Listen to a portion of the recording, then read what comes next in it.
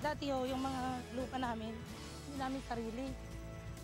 Parang hindi namin masabi na sarili dahil hindi namin ma-afford yung mga magiging land title namin ho. Tapos nung nagpunta na ho dito ang DAR, nagbahay-bahay po sila na pwedeng title yung mga lupa namin na walang gasto. Kaya ho ang lupa namin ngayon, nagiging sarili namin, nasasabi namin ng sarili namin dahil may mga land title na ho. Gawa ho ng mga DAR. Malaking tulong din sa mga agrarian reform communities ang mga bagong tulay at farm-to-market roads. Bukod sa mas mabilis at ligtas na transportasyon, di na rin maglalakad pa sa maalikabok at maputik na daanan ang mga guro at mag-aaral. Malaki po ang hirap na nagawa namin dito noon nung wala pa yung tulay dahil hindi kami nakapagtatanim ng mahusay po kasi yung mga fertilizer po na pinag-filterize namin doon sa bukid po. Ang hirap po namin na maituwid sa ilog kasi po yung kalsada sa yung tulay, wala nga po. Kung halimbawa po pupunta kami ng bayan ng alas 7 ng umaga, makarating na po kami dito ng alas 4 na po ng hapon. Yung isda po na bibilin namin na sariwang-sariwa, pag makarating po na sa bahay namin, parang kulang na lang po ng asin, magiging bagoong na po yun. Na kaya itong binigay ng agrarian po, DAR EDB na tulay namin po, ang laki po ng ginhawa na naibigay na sa aming mga barangay. Marami po ang naitulong sa amin ang DAR. Number 1 po ang aming kalsada. Dahil nung hindi pa po ang DAR dito sa barangay namin, mahirap po ang kalsada namin.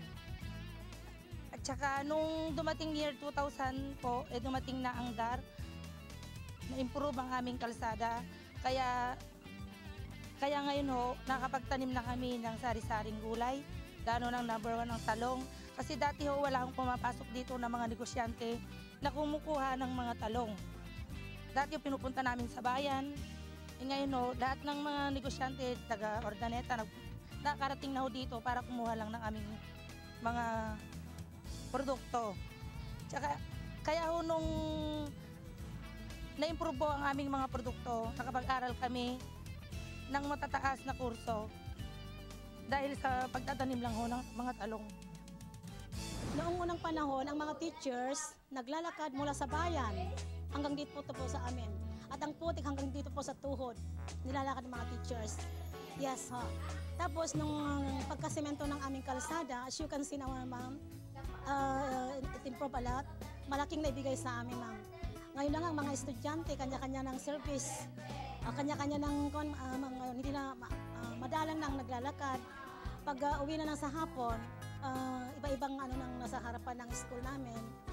Meaning to say, there is a great improvement ang naibigay ng DAR sa amin. Ang Department of Agrarian Reform po, ang tanging layunin lang naman niya ay mapalagpo at mapaunlad ang buhay ng mga magsasaka.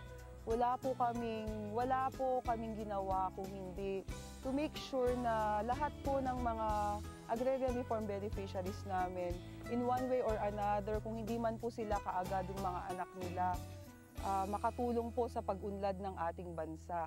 Yun lang naman po ang layunin namin sa departamento, na to make sure na yung pong mga magsasaka natin dito sa Kanayunan will form part of the development of our country.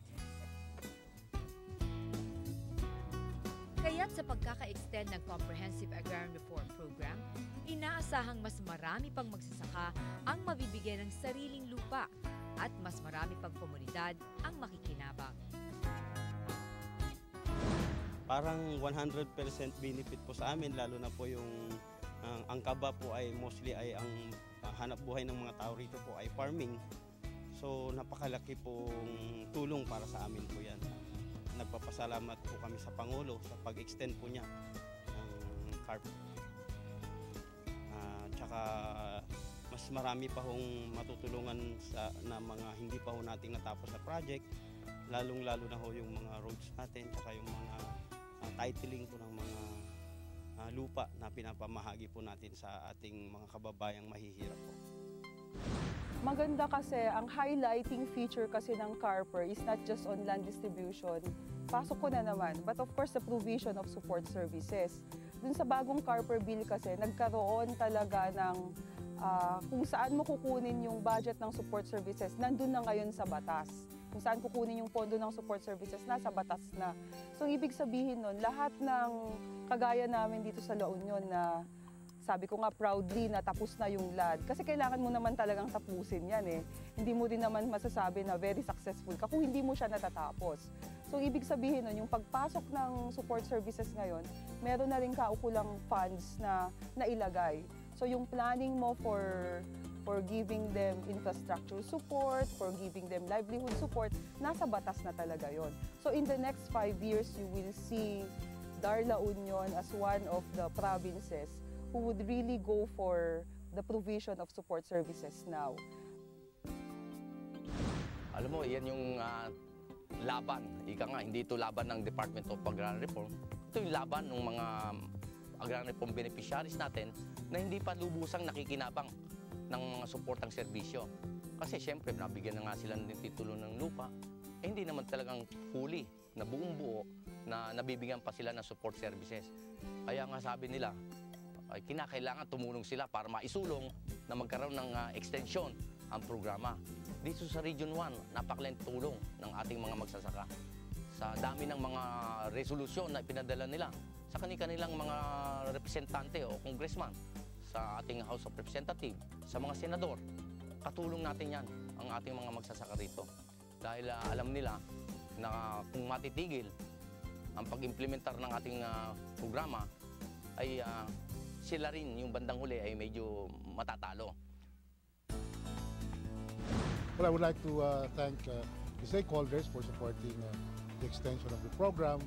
And of course, I would like to congratulate my colleagues in the department and of course the CARP implementing agencies that supported the successful implementation of the program. And of course, this is the first year of the extension program, and I hope that your support will continue so that we'll be able to give a lunch to our landless farmers and so that our CARPER program will be successful in the next 5 years. Sama-sama nating palakasin ang reformang agraryo. Dahil sa tagumpay nito, tayo ang tunay na panalo. Salamat sa DAR!